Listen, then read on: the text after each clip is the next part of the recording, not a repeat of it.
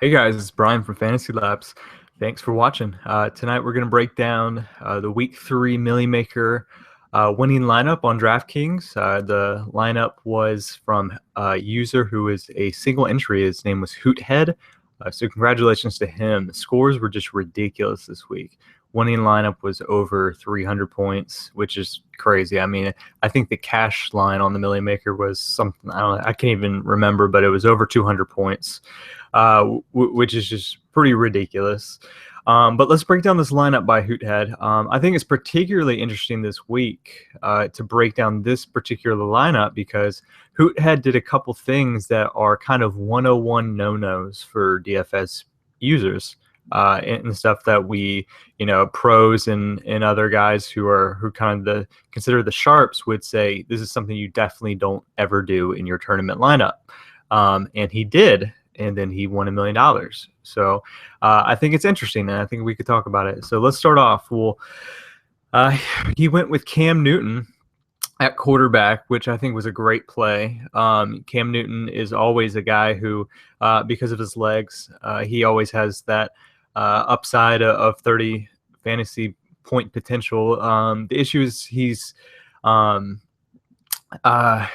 particularly this year has been a little inconsistent, and especially with the fact that he's had no running or wide receivers on the outside, and hasn't necessarily got it to Greg Olsen as much as people thought he was going to in the first 2 weeks. He was pretty underowned, even against a bad Saints defense. So I think this was a great play, kind of a sneaky play a little bit.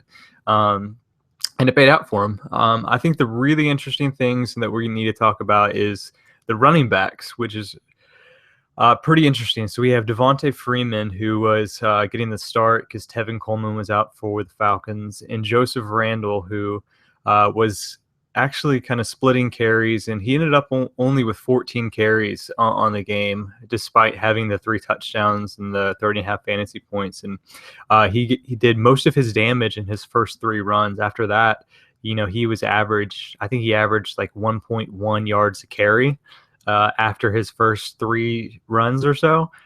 So this was kind of a little fluky because I'm not sure what the Falcons were doing, if they were just kind of just letting them have the run, and I'm not really sure, but it was some bad defense by the Falcons, and Randall really took advantage in those first couple drives, and then after that there was nothing going on, which kind of allowed Atlanta to come back and to score a bunch of points as well. And so it's really interesting that he would use 2 running backs from the same game. Opposing running backs is something that if you ask any professional fantasy player, they would say that's a definite no-no, because just kind of how game script works, they have a negative correlation between the two. If one team gets up, obviously, it really makes it so the other running back is not going to be as valuable because they're going to go to the passing game instead of to the running game. And this was just kind of one of those rare games where Randall got those 3 kind of weird touchdowns early, and then Julio, which is kind of even more weird of this lineup. I mean, it ends up winning, so this is not a knock on Hoothead by any means, but just really interesting how just kind of some weird stacking and correlations gave him a unique lineup and paid off.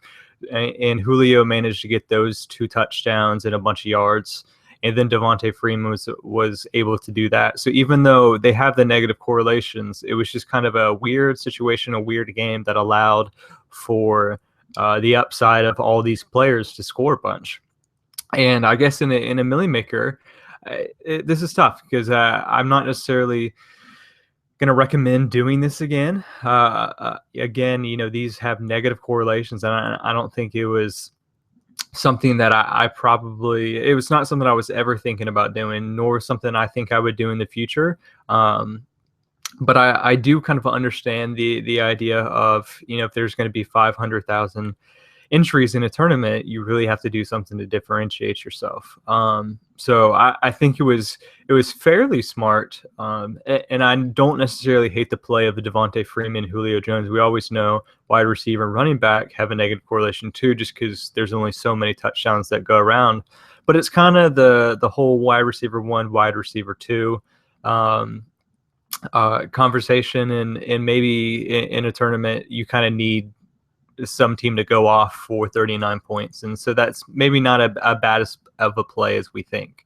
So I don't hate that. The Randall and Freeman together, though, is the interesting one. And I'll be interested to see if anyone does any more studies or if this happens again and we see it winning. I would kind of lean towards, I think that maybe this was just kind of a unique week in that this happened. And I don't expect that we would probably see this again, but it's, definitely something to think about. He did go chalk at a couple other positions. Larry Fitzgerald has just been dominating. Look amazing with Carson Palmer under center. And he was kind of a chalk play, knew that we would get a ton of targets against a Niners team that I think people thought were going to be a little better than they have been the last 2 weeks after that, opening night game against the Vikings, but obviously did not look good here. And the Cardinals' offense looks elite, and Fitzgerald's a big part of that. So that was a chalk play, almost 25% owned, and that paid off big time with those 2 touchdowns and the receiving bonus and everything.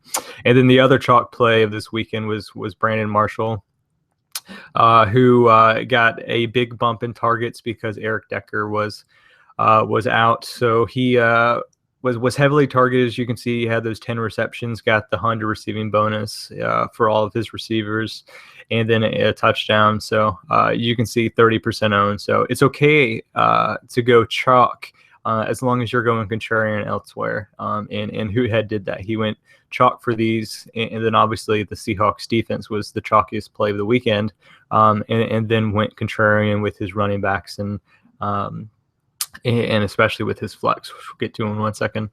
So the Greg Olsen play is interesting. It's a stack with Cam Newton, which is interesting because sometimes Cam, you don't think that you have to stack him, or like a Tyrod Taylor or something, you don't think you have to stack a quarterback who is a running quarterback, just because if you think about what would happen if Cam Newton or Tyrod Taylor goes off, you would think that it would be with their legs.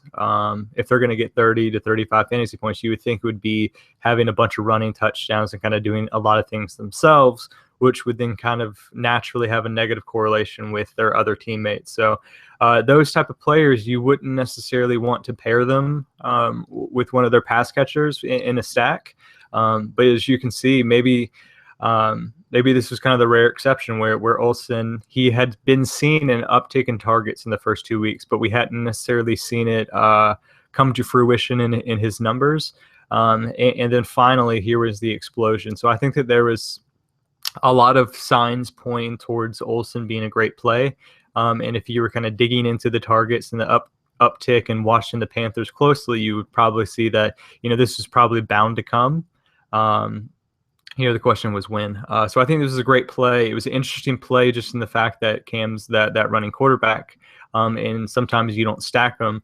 But I do like the stack play, and it was pretty low owned, 7 and then 8.3%. And obviously that worked out with the 2 receiving touchdowns in the huge game.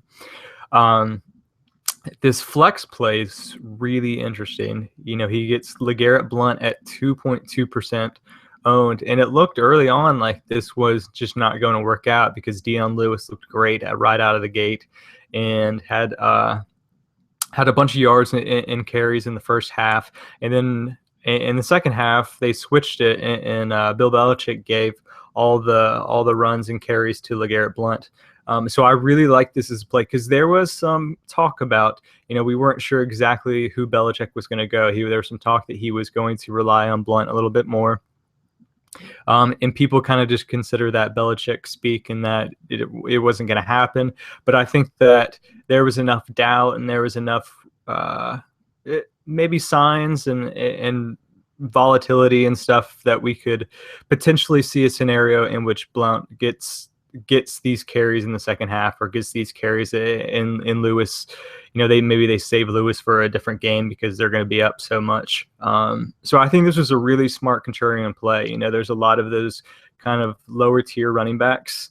Ryan Matthews is a popular one right at lock because of DeMarco Murray being a late scratch, and Starks because we weren't sure what Lacey was going to do, and a lot of these kind of lower owned running backs, maybe even David Johnson. But I really like this LeGarrette Blount play. It was really off the radar, as you can see, by 2.2% owned, and definitely a risk. But if you're going to win a Millie Maker, you have to take a risk, and that was his biggest risk. Obviously, we talked about the odd contrarian, whatever you want to call it, with the double running back, kind of stacking this game in an odd way. But this was kind of his main contrarian play, and it worked out great. And then I don't think we need to say too much about the Seahawks defense. I think that was a clear one, and it shows again that you don't necessarily have to be contrarian everywhere. You just have to be contrarian in the right places. So he went, chalk in the places that he knew he was going to find value with the Seahawks, Fitzgerald, and Marshall, and then really differentiated his lineup in the other positions. So great lineup by Hoothead. It kind of amazing because I just never thought that we would see a Millie Maker with opposing running backs in the same lineup, combined with a wide receiver from that same game, and it just seems like that would limit your upside, but apparently not. If you're going to have this many points, then the Falcons are going to go off and look like the elite offense that they are this year. So again, congrats to Hoothead on winning the Millie Maker, and good luck in week 4. I hope that one of you guys wins the Millie Maker, and I can break down your lineup. So good luck, and we'll talk to you guys soon.